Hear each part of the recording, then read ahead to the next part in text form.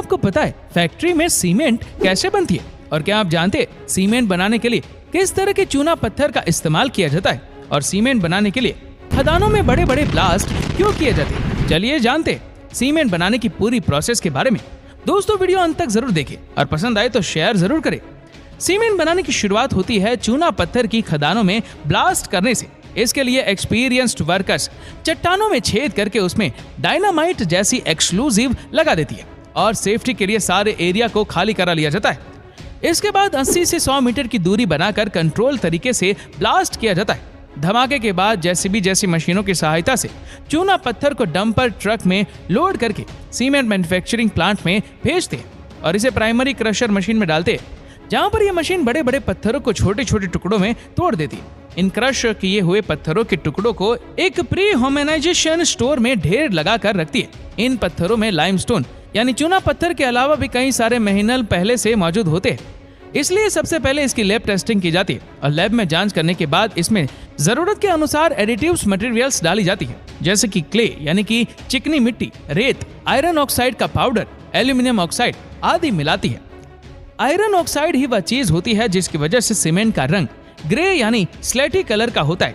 अब इन सबको मशीनों की सहायता से अच्छे से मिक्स करती है और इसे रूरल ग्राइंडिंग मशीन में भेजते हैं। ये मशीन इन सबको अच्छे से मिक्स करके आटे की तरह पीस देती है और इसका पाउडर बना देती है, जिसे रो मिक्स कहते हैं। इस पाउडर को होमोजेनाइजेशन सिलो यानी टैंक में रखते हैं और आगे बढ़ने से पहले फिर से इसका लैब टेस्ट करते हैं ताकि इसका केमिकल कंपोजिशन ठीक है या नहीं पता चल जाए, जहां से फिर इसे प्री हीटर टावर में भेजते हैं। इसकी ऊंचाई 100 मीटर के आसपास होती है। प्री हीटर में जाने से पहले 850 डिग्री सेल्सियस तक गर्म किया जाता है।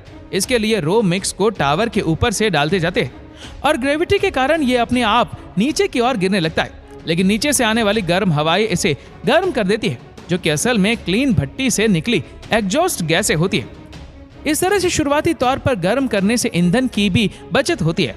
जब यह रो मिक्स का पाउडर नीचे पहुंचता है तो इसका तापमान 850 डिग्री सेल्सियस तक पहुंच जाता है, जहां से फिर इसे रोटेटरी क्लब में भेजते हैं, जो कि एक घूमती हुई भट्टी होती है जिसकी लंबाई 60 मीटर तक होती है।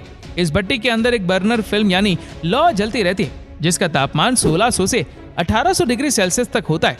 ये भट्टी एक एंगल पर झुकी होती है ताकि पाउडर आगे बढ़ता रहे और ये भट्टी 1 मिनट में 2 से 4 बार घूमती है।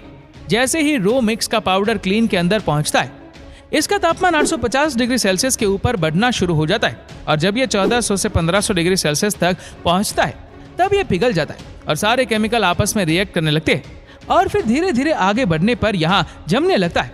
पर लगातार घूमते रहने के कारण ये एक साथ नहीं जमता, बल्कि छोटे छोटे टुकड़ों के रूप में जम जाता है, जिसे क्लिंकर कहते हैं। ये क्लिंकर जब घूमती हुई भट्टी से बाहर निकलता है तब इसका तापमान बहुत अधिक होता है। इसके लिए इसी क्लिंकर कूलर से गुजारती है, जो इसका तापमान जल्दी कम करके 100 डिग्री सेल्सियस तक कम कर देता है।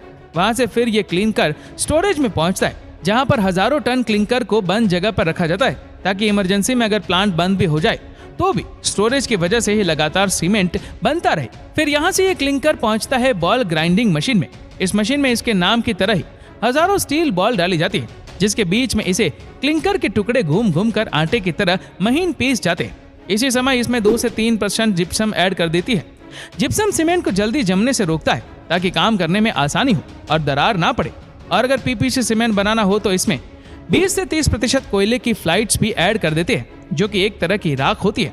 इसके बाद पीसे हुए पाउडर को सेपरेट मशीन से गुजारते हैं, जो महीन पाउडर को छान कर अलग कर देती है और बाकी पार्टिकल्स को फिर से बॉल ग्राउंड मशीन में भेज देती है।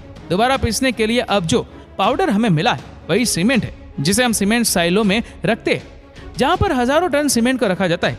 इसके बाद इस सीमेंट को प्लास्टिक बैग या बोरी में पैक करते हैं, जिसके लिए एक ऑटोमेटिक सीमेंट फिलिंग मशीन में वर्कर्स लगातार बैग लगाती जाती है और मशीन इसमें सीमेंट भर के पैक करती जाती है। लेकिन कई बार बड़ी कंस्ट्रक्शन जैसे कि ब्रिज, डैम आदि बनाने के लिए सीमेंट को डायरेक्ट सीमेंट टैंकर्स में भरकर या ट्रेन में भरकर भेजते हैं। तो इस तरह से बनता है